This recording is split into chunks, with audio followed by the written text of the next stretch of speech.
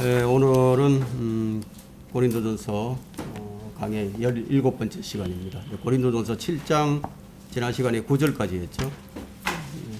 오늘부터 10절부터 시작하도록 하겠습니다. 7장 10절.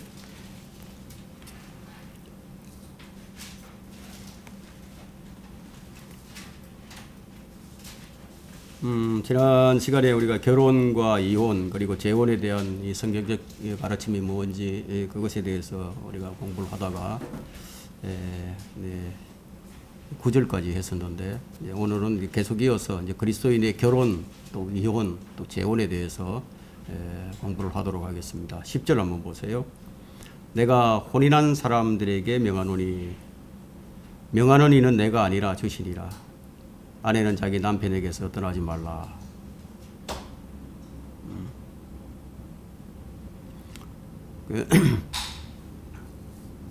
이혼하지 이제 말라는 것이 하나님 명령입니다. 그 어떤 경우에도 또 성경이 인정하고 있는 이유 중 음행처럼 불가피한 이유 외에는 뭐 다른 핑계로 부부가 이혼하는 것은 하나님 명령을 어기는 것이라고 여기 성경이 이제 말씀하고 있습니다. 더구나 이제 아내가 먼저 이혼하려고 나서는 것은 뭐 절대로 이제 허용하고 있지 않는 것이 이제 성경입니다. 그래서 성경은 이제 특별히 아내는 남편과 헤어져서는 이제 아니 되느니라고 이제 강조해서 지금 못을 받고 있습니다. 11절에 보면요, 여자가 설령 떠났다고 해도, 설령 헤어졌다고 해도 재혼하지 말고 지내든지 아니면 남편과 화해하든지 하라. 남편도 자기 아내를 버리지 말라. 아내가 설령 헤어졌다 해도 그것은 뭐 일시적인 것이어야만 하고요. 그 기간 동안 재혼하지 말고 남편과 화해하고 남편께로 돌아가야 한다. 뭐 이것이 이제 남편도 마찬가지입니다. 이 말은 헤어졌다 해도 다시 화해할 것을 염두에 두고 헤어져야지. 정말로 이제 남편을 영영 버리겠다는 그런 생각을 품고 헤어져서는 이제 안 된다는 것이 성경의 가르침입니다. 지금 이 고린도전서는 고린도 교회 성도들에게 편지를 하고 있는 것이기 때문에 지금 이 7장의 결혼, 이혼, 재혼에 대한 것은 그리스도인에 관한 것입니다. 믿지 않는 자들에 관한 것이 아니고요. 다시 말해서 이제 부부가 헤어질 때 다른 사람과 뭐 재혼하려는 그런 의도와 목적을 가지고 헤어져서는 안 된다는 겁니다. 이 말을 한 걸음 더 나아가서 우리가 깊이 생각을 해본다면 어차피 우리가 화해를 하고 또 다시 결합을 해야 할 것이기 때문에 처음부터 뭐 헤어질 생각을 왜 하느냐, 이런 이제 구정이 담겨 있는 그런 말씀입니다. 12절부터 13절 볼까요? 나머지 사람들에게 주께서 말씀하시는 것이 아니고 내가 말하노니 만일 어떤 형제에게 믿지 아니하는 아내가 있는데 남편과 함께 살고자 한다면 그녀를 버리지 말라. 또 어떤 여자에게 믿지 아니하는 남편이 있는데 함께 살고자 한다면 그를 떠나지 말라. 이제 버리지 말라는 것이죠. 뭐 이 말씀은 다른 설명이 필요 없습니다. 뭐 문자 그대로 이제 읽으면 됩니다. 이 구절에서 이제 우리가 주목할 것은 지금 주께서 말씀하시는 것이 아니고 내가 말하노니 바울이 이제 자기 자신이 말한다고 하고 있죠. 바로 이 부분입니다. 왜 주님께서는 이 부분에 대해서 이제 말씀해 주시지 아니하시고 바울이 자신의 견해를 말하도록 허용을 하셨는가 하는 이 부분입니다. 이 부분에 있어서 우리가 이해가 잘 안 될 수도 있죠. 이해가 잘 안 될 수도 있지만 바울의 견해를 하나님께서는 성경에 기록해 놓으셨다는 거예요. 그 점이 제일 중요합니다. 그는 지금 하나님의 영감으로 이 성경을 기록하고 있는 사람입니다. 구약 성경에는 뭐 이런 경우를 대비해서 주어진 규례가 없었어요. 그 이유가 뭐냐 하면은 지금은 교회 시대이기 때문에 구약 시대의 율법에 뭐 이 결혼에 관한 이런 말씀은 없죠. 이혼에 관한 이런 말씀이 없어요. 율법과 신약 시대가 이렇게 이제 다르다는 것을 우리가 알 수가 있습니다. 율법에 제시된 결혼관은 유대인들만을 위한 것이지 교회 시대를 위한 것은 아닙니다. 그렇기 때문에 이제 유대인들만을 위한 것이기 때문에 이런 경우가 발생하지 않았어요. 뭐 믿는 자, 믿지 않는 자 이런 게 없었죠. 다 믿으니까. 그러나 지금 바울이 이 말을 하는 당시는 이제 신약 시대예요. 그 신약 시대의 특징이 뭐냐면 유대인이나 이방인이 차이가 없다는 겁니다. 그래서 구약 성경에는 이런 경우에 관하여 아무런 언급이 없었으므로 지금 바울 자신이 대신해서 말을 하겠다 이런 뜻이 담겨 있습니다. 신약 교회 시대에는 이런 경우가 많이 발생을 합니다. 믿는 자와 믿지 않는 자와의 결혼 생활이 참 많이 있죠. 그 내용이 남편은 하나님을 믿고 섬기는 데 반하여 아내는 믿지 않더라도 그렇더라도 아내가 남편과 헤어지기를 원하지 않는다면 그 아내와 이혼하지 말라는 겁니다. 이것은 물론 여자도 마찬가지고요. 바울이 이렇게 말하는 이유는 이제 다음 절에서 이제 밝혀주고 있는데 14절을 보세요. 이는 믿지 아니하는 남편이 그 아내로 인하여 거룩하게 되고 이제 거룩하게 된다고 말하고 있죠. 믿지 않는 아내도 그 남편으로 인하여 거룩하게 되기 때문이라. 그렇지 않다면 너희 자녀도 깨끗하지 못하리라. 그러나 이제는 그들이 거룩하니라. 자, 이 구절에서 이제 거룩하게 되고라든가 또 거룩하게 되기 때문이라 거룩하니라 이 말은 뭐 구원받는다고라든가 뭐 구원받았느니라로 보기보다는 구별되고 또 구별되었다는 뜻으로 우리가 이해하는 것이 좋습니다. 왜냐하면 아내가 믿는다고 해서 남편이 따라서 구원받는다는 그런 말은 성경 어디에도 없는 거예요. 구원은 개인적인 겁니다. 자녀들도 마찬가지고요. 그러나 이제 가족 중에 남편이나 뭐 아내 그 어느 한쪽이 이제 믿게 되면 다른 가족이 믿을 수 있는 확률이 훨씬 더 많아지는 것은 사실이죠. 기회가 그만큼 더 많이 주어집니다. 가족 중에 아무도 믿는 사람이 없는 경우에 비해서 아내 혼자만 믿더라도 그 가족은 하나님 보시기에 그만큼 구별되어 있다는 겁니다. 구별된 가족으로 여겨주시는 겁니다. 그것은 하나님께서 그 믿는 한 사람으로 인해서 그 가정에 훨씬 더 많은 관심을 가질 수 있기 때문입니다. 실제로 그런 통계가 있어요. 가족 중에 한 사람의 믿음의 생활이 가족 전체를 믿음의 생활로 이끄는 그런 사례들이 참 많이 있거든요. 구원받지 않은 사람들끼리의 뭐 결혼은 그것에 대해서는 뭐 하나님께서는 별로 관심을 갖지 않으십니다. 이에 비하면은 한쪽만이라도 구원받은 가족이 양쪽 다 구원받지 못한 경우보다는 뭐 하나님 보시기에는 뭐 훨씬 더 가치가 인정되는 그런 가족이라는 것을 우리가 쉽게 이해할 수가 있습니다. 그리고 그 구원받은 사람이 구원받지 못한 다른 사람과 결혼한다는 것도 뭐 하나님께서 평가해 주시지 않습니다. 왜냐하면 믿지 않는 자와 멍에를 같이 매지 말라고 했거든요. 최초의 인류였던 그 아담과 이브는 둘 다 구원받은 사람들이었습니다. 그 전통이 이제 후손들에게 계속 이어지는 것이 하나님의 이제 법도겠죠. 그런데 어쩌다가 구원받은 사람이 구원받지 못한 사람과 그냥 결혼하는 일이 이제 벌어지게 되는 거죠.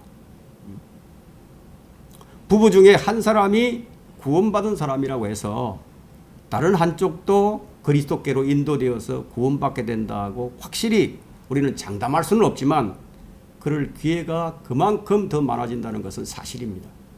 그것이 바로 이제 16절에서 언급하고 있는 내용인데요. 16절 한번 보세요. 오 아내여 네가 남편을 구원할지 어찌 알겠으며 오 남편이여 네가 아내를 구원할지 어찌 알겠느냐. 구원받은 사람이라면 뭐 자신으로 인해서 아내나 남편이 구원받게 될 수도 있죠. 그걸 누가 알겠느냐는 거예요. 구원받지 못한 남편이나 아내가 그만큼 더 구원받을 수 있는 기회가 더 많을 것이라는 얘기인데 이런 기회가 주어지기 때문에 힘들고 정말 어렵더라도 견디기 어렵더라도 지금만 생각하지 말고 그날을 기다리면서 살아가라고 지금 성경은 권면하고 있는 겁니다. 사실 이 말씀은 자신의 변화된 모습을 통해서 배우자를 그리스도께로 인도하고 따라올 수 있도록 하라고 하는 은근한 그런 권면이 아직 암시되어 있습니다. 이런 암시적 권면은 네 남편을 반드시 구원으로 인도하라든가 네 아내를 네가 책임지고 꼭 구원받도록 하라고 아주 직설적인 강력한 명령보다는 오히려 더 애틋하고 아주 은근한 설득력을 갖고 있습니다. 왜냐하면 그리스도를 나타내라고 권면하는 것이기 때문이에요. 남편에게, 아내에게, 가족에게 그리스도를 나타내라는 거예요. 그런데 믿지 않는 자가 이혼을 강요할 경우에는 그러면 어떻게 되느냐 이거예요. 믿지 않는 자가 15절로 한번 보세요. 그러나 만일 믿지 아니한 자가 떠나겠다면 그를 떠나게 하라. 형제나 자매나 그런 일에 매여 있지 아니하느니라. 그러나 하나님께서는 우리를 화평으로 부르셨느니라. 부부 중 이제 믿지 않는 쪽이 뭐 이혼을 요구한다면은 헤어지라는 거예요. 이것은 이제 성경이 인정하고 있는 혼인 사유, 이혼 사유가 되는 그 음행 외에 제시되어 있는 아주 이혼 사유에 해당하는 그런 내용입니다. 믿음 때문에 뭐 가정에 분란이 생길 수가 있어요. 한 사람이 믿기 때문에 다른 믿지 않는 식구들로 인해서 이제 분란이 생길 수 있고, 또 그 분란 때문에 신앙생활에 이제 방해를 받더라도 서로 함께 살기를 원하고 있다면은 뭐 헤어지지 말라는 거예요. 그러나 이제 믿지 않는 쪽에서 먼저 헤어지기를 원한다면 또 그 일에 매여서 아등바등 그렇게 살 필요는 없다는 얘기입니다. 그런데 이제 만약에 이제 헤어지게 되었다면은 그러면 그 이후에는 이제 어떻게 해야 할 것인가? 이 부분에 있어서는 우리 11절에서 우리가 이미 살펴보았습니다. 뭐 설령 이제 불가피하게 헤어졌다 하더라도 될 수만 있으면은 다시 화해하고 결합하라는 것이 성경의 권면입니다. 아내가 구원받은 사람이라면 구원받지 못한 남편을 버리지 말아야 되겠고, 남편 역시 마찬가지예요. 이제 우리가 여기서 발견해야 하는 것은 뭐 결혼이나 뭐 이혼이나 재혼 모두가 무엇을 위해서? 주를 위해서, 주를 위하여 최선을 택하는 것임을 우리가 알 수 있는 거예요. 주를 위해서 하는 거예요. 17절 한번 보세요. 오직 각 사람은 하나님께서 나눠주신 대로, 각 사람은 주께서 부르신 대로 그대로 행하라. 내가 모든 교회에도 그렇게 지시하노라. 이제 바울은 이제 결혼 생활의 문제를 떠나서 한 사람이 처해 있는 상태가 어떠하든지 간에 주님께서 원하시는 대로 사는 것에 그것의 문제로, 그 문제로 이제 폭을 지금 점점 이제 넓혀가고 있습니다. 이 말씀은 이제 구원받은 사람으로서의 헌신의 삶을 유지하기 위해서 자신이 처해 있는 여건과 상황을 핑계 삼지 말라는 뜻이 담겨 있습니다. 우리는 이제 쉽게 이제 핑계를 많이 대죠. 변명도 많이 하고요. 또 한편으로는 하나님께서 각 사람에게 주신 은사와 관련시켜 주님께서 부르신 대로 주어진 여건과 또 허용된 환경 속에서 최선을 다하며 주님께 속한 일에 헌신하는 사람이어야 한다는 것이에요. 정말 구원받은 사람이라면요, 주님을 위해서 헌신을 하는데 뭐 이러쿵저러쿵 핑계를 늘어놓지는 않을 겁니다. 정말 주님을 사랑한다면 그럴 거예요. 그런데 주님을 사랑하지 않으니까 이런 핑계 저런 핑계를 대는 거죠. 18절과 19절 보세요. 할례를 받은 후에 부르심을 받은 사람이 있느냐? 아니 이제 유대인들에게 하는 얘기겠죠. 할례를 받은 후에 부르심을 받은 사람이 있느냐? 그는 무할례자가 되지 말라. 무할례 시에 부르심을 받은 사람이 있느냐? 그는 할례를 받지 말라. 이 후자는 이제 이방인들이겠죠. 할례를 받는 것도 아무것도 아니며 할례를 받지 아니하는 것도 아무것도 아니로되 오직 하나님의 계명들을 지킬 것이니라.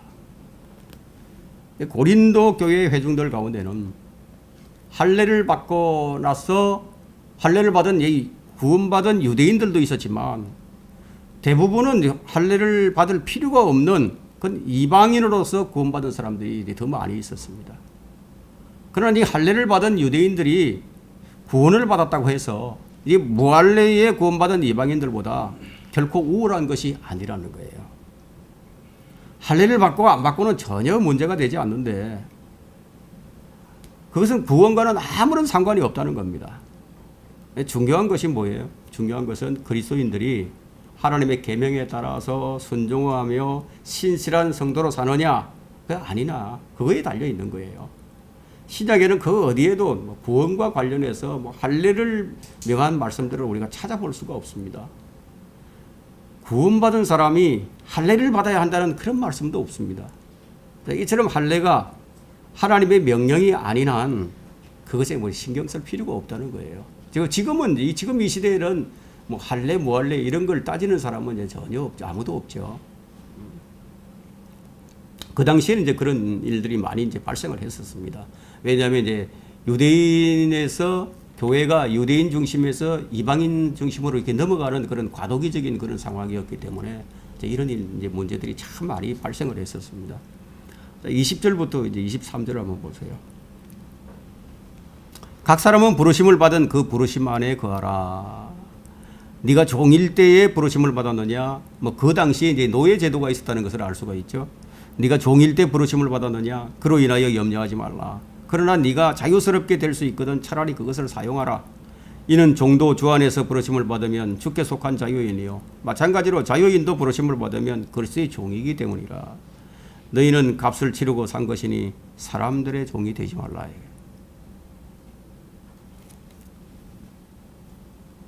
바울은 이제 그 당시 그 세계를 이게 나누어 놓고 있었던 그 종교적이고 또 사회적인 큰 구별이 뭐였냐면은 이게 노예제도였습니다. 할례 그리고 노예 뭐 이런 걸 가지고 이런 상태와 관련시켜서 지금 이제 설명을 합니다. 그리스도인의 자유를 15절에서 특별히 이제 결혼 생활의 규범이라는 이런 관점에서 그리스도인이 가지고 있는 자유의 대립을 시켜서 한 사람이 현재의 상태를 유지하는 것이 정상적인 그리스도인의 관행으로 설정을 하고 있습니다. 여기서 이제 말하고 있는 그 안에 거하라, 안에 거하라. 그것을 사용하라. 또 이 말의 의미는 전체적인 삶에서 꾸준한 전진을 이루라는 거죠. 진전을 생각하게 하는 아주 그런 개념으로서의 아주 적절한 표현이라고 할 수 있습니다. 그리스도 안에 거하라, 주 안에 거하라, 그것을 사용하라, 뭐 이런 뜻이 우리 전체적인 삶에서 우리 믿음의 꾸준한 이 진전을 생각나게 해주는 그런 개념으로서 아주 적절한 표현이라고 그렇게 설명할 수가 있습니다. 사람들은 자신들에 대한 하나님의 명령에 따라서 자신들의 삶을 영위해 나가야 합니다. 하나님께서 이제 우리를 부르셨어요. 이 사람들이 하나님을 선택하는 것이 아니고 하나님께서 사람들을 선택하는 겁니다. 따라서 하나님께서 사람들에게 특정한 상태 가운데로 이제 부르실 경우에 하나님께서 설정해 주신 삶이 있단 말이에요. 그 설정해 주신 그 삶을 사는 것이죠. 그리고 하나님께서 그들에게 주신 은사들이 있습니다. 그 은사를 사용하는 것은 그렇게 사는 것은 바로 각자의 몫이라는 거예요. 그리고 그것을 주신 것을 가지고 잘 사용하는 사람도 있을 것이고 주신 것을 가지고 잘 사용하지 못하는 사람들도 있겠죠. 바울은 인간의 외적인 신분이 이제 문제가 되지 않는다는 것을 이제 강조하기 위해서 아주 역설적인 이 단어를 사용합니다. 부름받은 종, 부르심을 받은 종은 하나님의 아들의 영광스러운 자유 안으로 지금 들어왔어요. 이러한 하나님의 자유가 그의 외적인 상황보다는 더 중요한 것이기 때문에 그 자신을 주께 속한 자유자로 생각할 수 있는 것이죠. 그래서 그의 자유를 사용하되 성경은 하나님의 종들로서 사용하라고 명령을 합니다. 육신을 위한 계기로 삼지 말고 하나님의 종들로서 사용하라는 겁니다. 자, 여기서 이제 사람의 종이 되지 말라는 것은 그 영적인 의미가 있습니다. 구원받았다고 해서 남의 종살이를 하는 사람의 신분이 이제 변하지는 않죠. 여전히 종살이를 하는 거죠. 구원받은 종은 어떻게 해야 되겠죠? 더 성실하게, 이전보다 더 성실하게 주인을 섬겨야 한다는 거예요. 이 구절에서 지금 말하고 있는 것은 주 안에서의 자유를 말하고 있습니다. 주 안에서의 자유. 즉, 영적인 신분이 이제 바뀐 것을 지금 말하고 있는 겁니다. 하나님의 종들은 하나님의 일들을 하는 사람들이에요. 요한복음 6장 28절에는 하나님의 일이 무엇인지 정확하게 제시되고 있죠. 하나님께서 보내신 분을 믿는 것이 바로 하나님의 일이에요. 그러면 하나님의 종들은 바로 이 일을 하는 사람들입니다. 실제로 그리스도인은 그리스도의 증거들을 소유하게 될 때에 자신이 처해 있는 그 어떤 여건이나 환경도 결코 문제가 되지 않습니다. 왜냐하면 그가 그리스도인이라는 그 자체만으로도 이미 그 여건과 환경에서 벗어나 있는 자유인이 되었기 때문이에요. 그리스도 안에서는 자유인입니다. 그렇다면 우리가 자유인이 되었다면 그러한 증거를 스스로 가지고 있어야 되겠죠. 소유하고 있어야 되겠죠. 이것은 우리의 처지를 억지로 그냥 잊어버리라 이런 뜻이 아니에요. 이것은 그리스도 안에 들어와 있는 우리는 이미 그런 처지에서 이전의 처지에서 해방이 되었다는 사실을 지금 깨달으라는 그런 뜻으로 지금 설명을 하는 겁니다. 왜냐하면 깨닫지 못하고 계속 이전처럼 생활을 하니까. 그렇다면 이것이 어떻게 가능한가? 자, 이것을 이제 23절에서 설명을 해줍니다. 너희는 값을 치르고 산 것이니 사람의 종이 되지 말라. 사람들의 종이 되지 말라. 우리가 구원받았다는 것은 주님께서 엄청난 값을 치르고 우리를 사셨기 때문에 이게 가능한 일이었습니다. 자, 이제는 주님의 종이 되었는데, 그럼 주님의 종이 되었다는 것은 어떤 의미가 있느냐면 자유인이라는 뜻이 있는 거예요. 자유인이라는 거예요. 그래서 베드로전서 2장 16절에는 자유롭게 행하되, 자유인이니까 자유롭게 행해야 되겠죠. 자유롭게 행하되 너희 자유를 악의 구실로서 사용하지 말고 하나님의 종들로서 사용하라. 이렇게 이제 명령을 하고 있습니다. 이 세상에 그 어떤 것도 복음을 통한 구원 외에는 우리를 진정한 해방을 주지 못합니다. 복음을 통해서만 우리가 진정한 해방을 얻게 됩니다. 이것은 노예의 해방과는 아무런 상관이 없습니다. 여러분 디모데전서 6장 한번 보세요. 디모데전서 6장.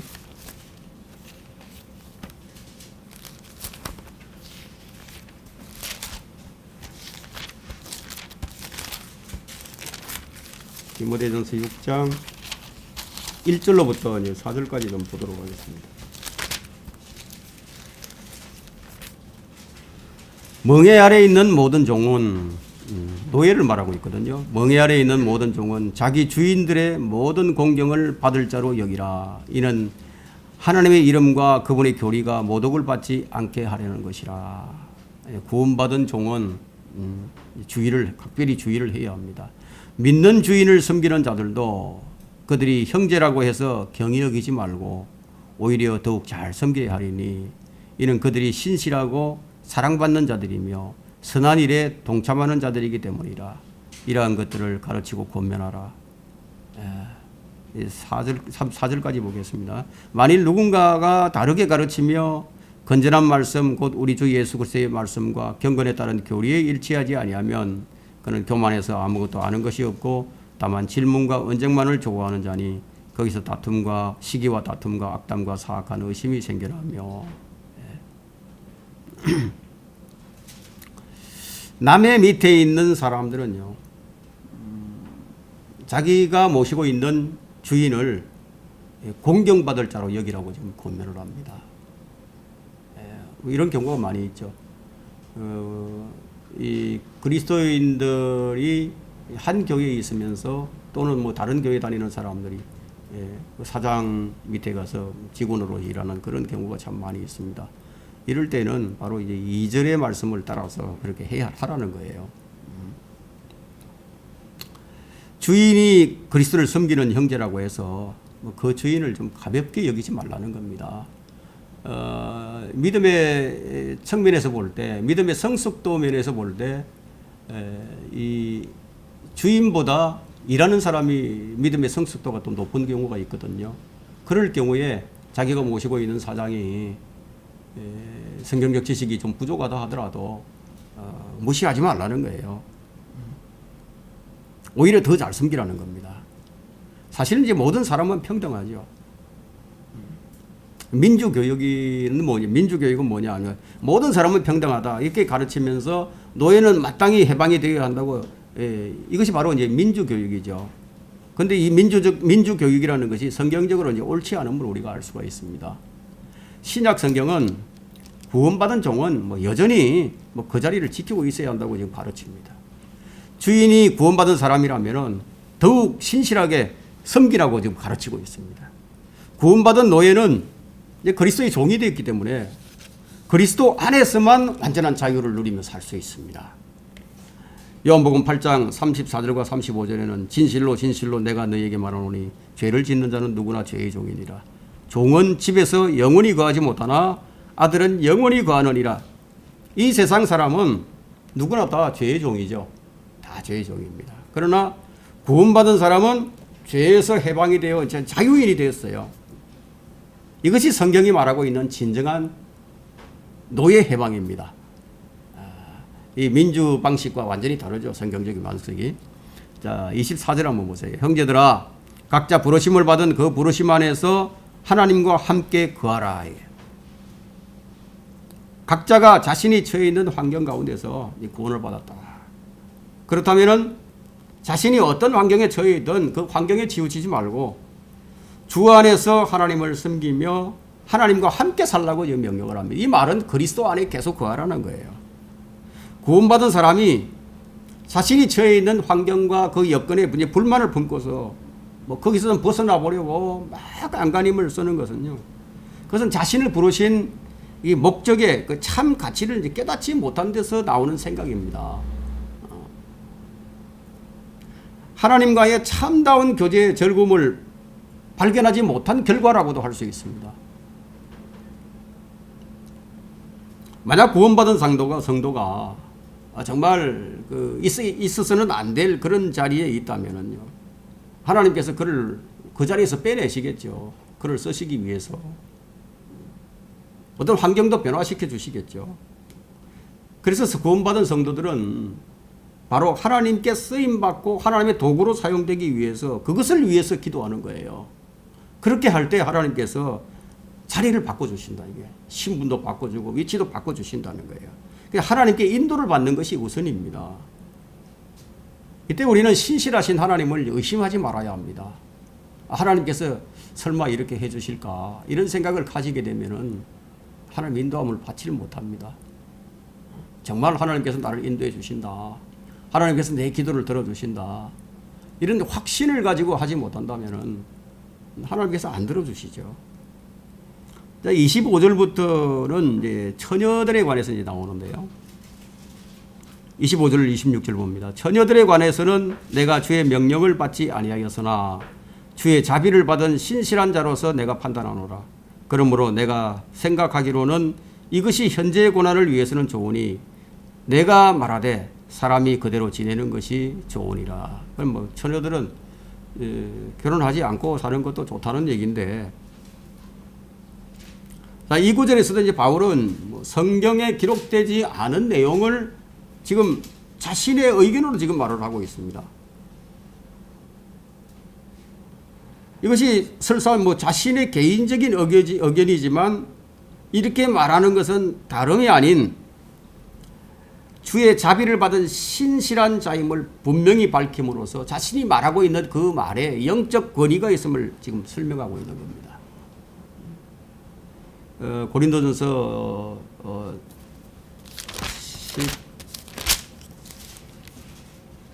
14장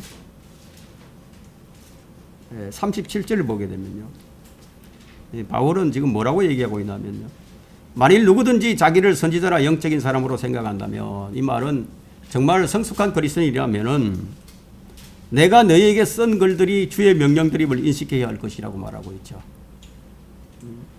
바울은 자신이 쓴 글들이 주의 명령이라고 지금 설명을 합니다. 영적 권위가 있는 거예요. 주의할 것은 지금 우리가 결혼 여부를 놓고 육신적인 방법으로 서로를 판단해서는 안 된다는 것을 설명하고 있습니다. 이러한 영적 권위를 가진 바울이 기록한 이런 말씀들이 모여서 바로 우리가 지금 읽고 있는 이 하나님의 영감으로 기록된 성경의 아주 중요한 한 부분을 이제 구성하고 있는 것을 우리가 볼 수가 있죠. 남자가 결혼을 하여 아내를 맞아들이게 되면 남편으로서 아내를 부양하고 또 가정을 운영해야 할 그런 책임을 떠맡게 되기 때문에 예, 당연히 이제 육신적인 이제 고통이 이제 따르게 되죠. 그러나 이 고통을 현재의 고난으로 알고 그 고난의 삶을 통하여 한 인간으로서 성숙해 가기를 원한다면 그 결혼하는 것이 좋은 거예요. 그러나 그대로 지낼 수가 있다면 그렇게 해도 무방하다는 뜻이라면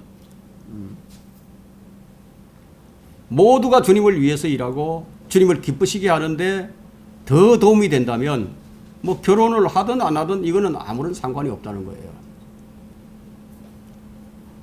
근데 27절과 이제 28절에는 서로에게 이제 매여 있지 말라고 지금 얘기를 하고 있거든요.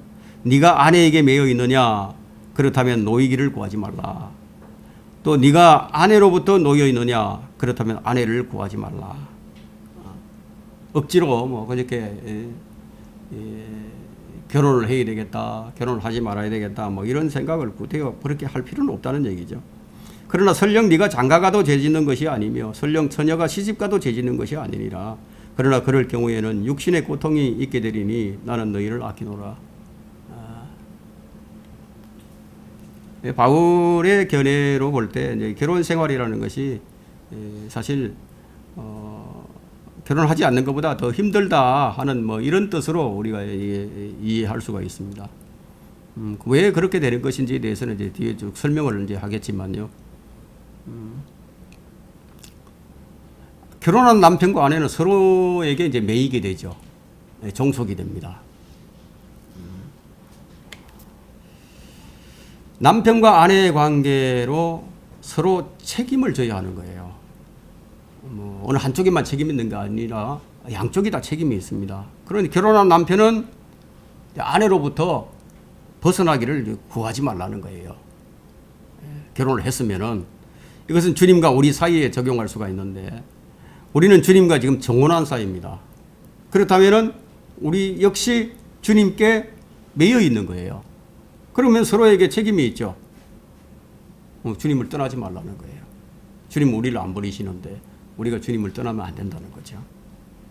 자, 29절부터 31절을 보겠습니다. 형제들아 내가 이것을 말하노니 때가 얼마 남지 않았으니 이제부터 아내가 있는 사람들은 없는 것 같이 하며 왜 이런 말을 하고 있는지에 대해서 이제 그 해답이 이제 나옵니다. 29절부터죠.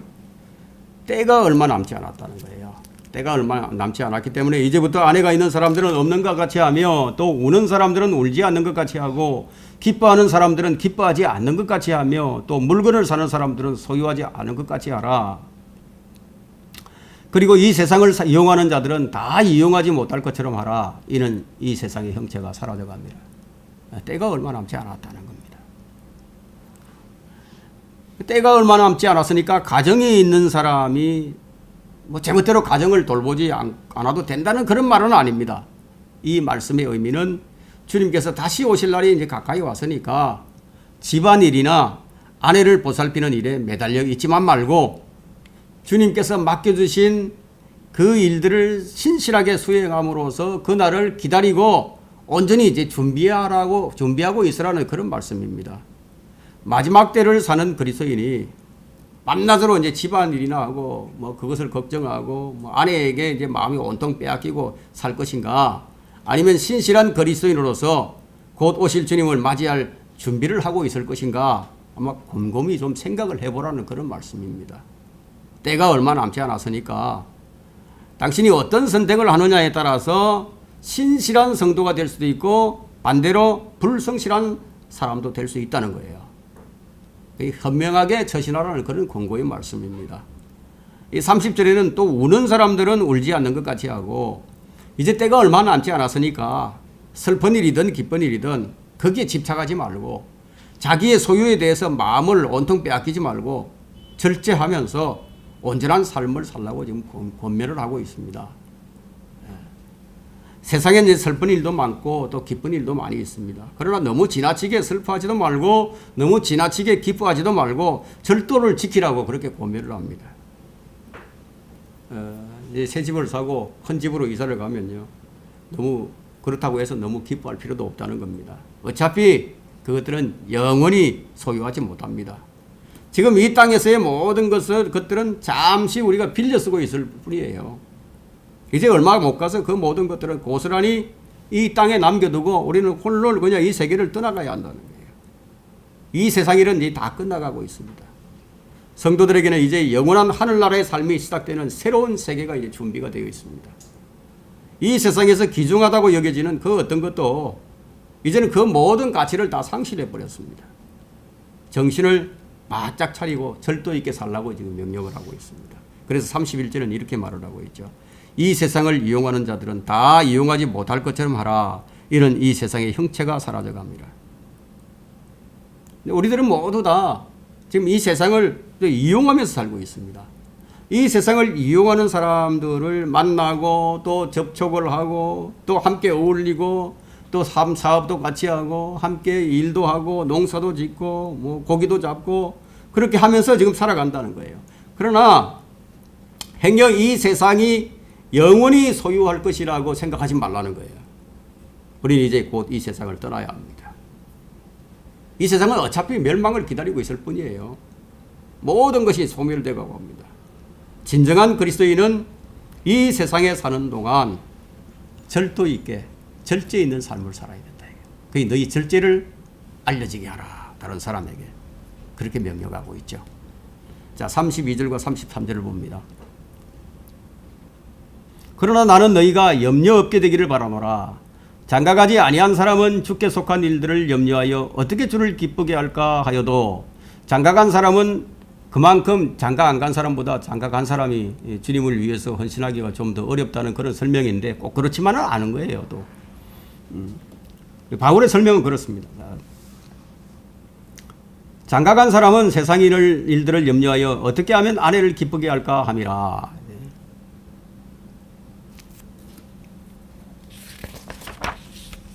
이 세상 멸망의 날이 이제 가까워졌다고 해서 뭐 이런 일 저런 일을 두고 염려하지 말라는 건데 가족을 걱정하고 아내를 염려할 필요가 없어요. 아내는 뼈 중에 뼈요 살 중에 살이겠지만 그래봤자 사람의 뼈고 사람의 살이에요. 그러나 거듭난 사람은 그리스도의 살이고 그리스도의 뼈라는 것을 우리가 잊지 말아야 합니다. 다만 어떻게 하면 주님을 좀 더 기쁘게 해드릴 수 있을까? 그것을 염려하라는 겁니다. 그것이 참으로 잘하는 일입니다. 그것은 우리가 살게 될 영원 세계와 직결되기 때문인데 구원받지 못한 사람들은 자신들이 마치 이 땅에서 영원히 살 것처럼 그렇게 착각을 하면서 살아가죠. 근데 자기가 죽을 줄 알아요. 알면서도 그렇게 살아가는 거예요. 그러나 그리스도인들은 땅에 있는 것들을 보지 않고 위에 있는 것들을 보면서 사는 사람들입니다. 이 구절은 문맥으로 보아 분명히 구원받은 사람들을 대상으로 하고 있는 것이 틀림없습니다. 그렇다고 이 말씀이 장가가지 않고 독신으로 사는 성도라고 해서 모두 다 주를 기쁘게 해드리는 일에 전념한다는 그런 뜻은 아닙니다. 이 세상에 결혼하지 않은 독신들이 많이 있지만 이들이 모두 주님께 속한 일들을 염려하면서 어떻게 주님을 기쁘시게 할까 이렇게 늘 생각하느냐 하면 그렇지 않다는 것을 우리가 잘 알고 있죠. 이런 어떤 점에서는 독신 남녀들이 오히려 기혼자들만도 못한 경우가 더 허다합니다. 그들은 어떻게 하면 예쁜 여자에게 장가가고 돈 많은 남자에게 시집 갈 수 있을까 하는 일에만 생각하느라 오히려 주님께 속한 일을 소홀히 할 수도 있습니다. 바울은 지금 모든 기혼자와 모든 미혼자들을 포괄적으로 비교해서 지금 언급을 하고 있습니다. 그것은 구원받은 성도로서 주님께 속한 일들을 염려하고 어떻게 하면 주님을 기쁘시게 해드릴 수 있을까를 항상 생각하며 살아가는 사람들의 국한에서 그 중에서 독신자가 기혼자에 비해서 실질적으로 주님께 속한 일들을 더 많이 생각하고 실천할 수 있는 그런 유리한 조건을 가지고 있다는 그 조건을 얘기하는 것이지 꼭 그렇다는 것은 아니라는 겁니다. 독신자라면 하루 24시간 중에 주님을 위할 수 있는 시간이 더 많이 있겠죠. 그런데 아내가 있고 가족이 딸린 사람보다는 훨씬 더 많다는 것은 분명하니까요. 하지만 문제는 독신자냐 기혼자냐 그게 있는 것이 아니라 세상 일과 주님께 속한 일 중 어떤 것을 더 염려하느냐에 거기에 달려있다는 겁니다. 주님께 속한 일들을 염려하고 주님을 기쁘시게 하는 일에 우리가 초점을 맞출 때 기혼자는 독신자에 비하여 불리한 여건에 놓일 수밖에 없습니다. 그만큼 신경을 써야 할 일이 더 많아지니까요. 바울이 이것을 지금 염려하는 거예요. 다른 일에 더 신경을 많이 쓰게 되니까 그런 뜻에서 말을 하고 있는 것이지. 문제는 뭐죠? 핵심은 주님을 기쁘시게 하는 일에 소홀히 하지 말라는 겁니다. 오늘 이제 여기까지 하겠습니다.